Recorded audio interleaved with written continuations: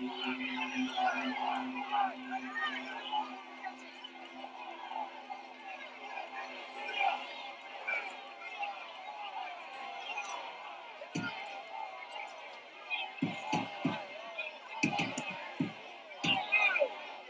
are stories circulating on the internet that in India and elsewhere, the drug ribavirin has been shown to be effective against this virus. Yet, Homeland Security is telling the CDC not to make any announcements until stockpiles of the drug can be secured. Well, Dr. Gupta, there continue to be evaluations of several drugs. Ribavirin is among them.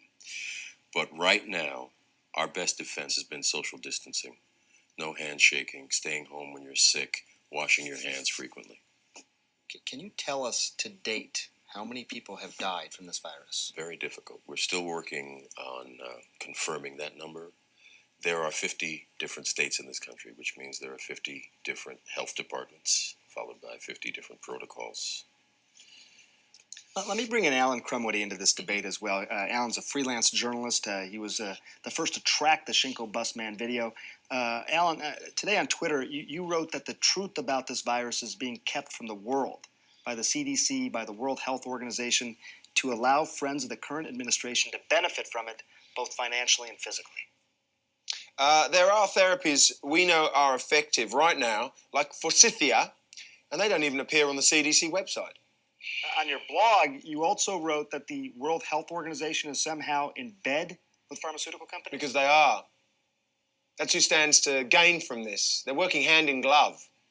And the hand is reaching into our pockets. The CDC is exploring forsythia and other homeopathic treatments, but right now, there's no science to back any of these claims. Or no way Dr. Cheever or the people who put him into power can profit from it. We're not ruling anything out. There are people who are sick, people who are dying, and they're not keeping us safe from this any more than they kept us safe about the Wall health Street or Katrina.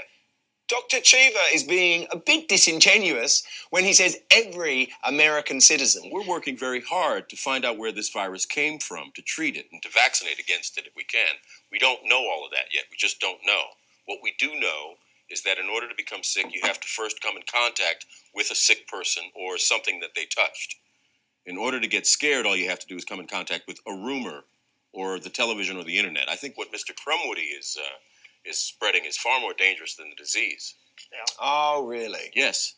That's funny. What's funny? No, I think you're funny, because if you check on Facebook, you'll find a communique attributed to Dr. Cheever by Elizabeth Nygaard about the quarantine of Chicago, hours before it was announced to the public. That's why I think he's a bit disingenuous when he says equal care for all and not just his friends. Some pretty wild allegations here, Dr. Cheever. I mean, can you tell us what communication appeared and when? What exactly is the nature of your relationship with Elizabeth Nygaard? Well, again, I'm not aware of anything attributed to me on any social network. I'm sure you're not. Facebook, it is Twitter. there. It is there. Tell them what an Arnold of 2 really means, Dr. Cheever. Teach them some math. No? I'll do it. On day 1, there were 2 people with it, and then there were 4, and then it was 16, and you think you've got it in front of you. But next it's 256, and then it's 65,000, and it's behind you and above you and all around you. In 30 steps, it's 1 billion sick. 3 months. It's a math problem you can do on a napkin, and that's where we're headed.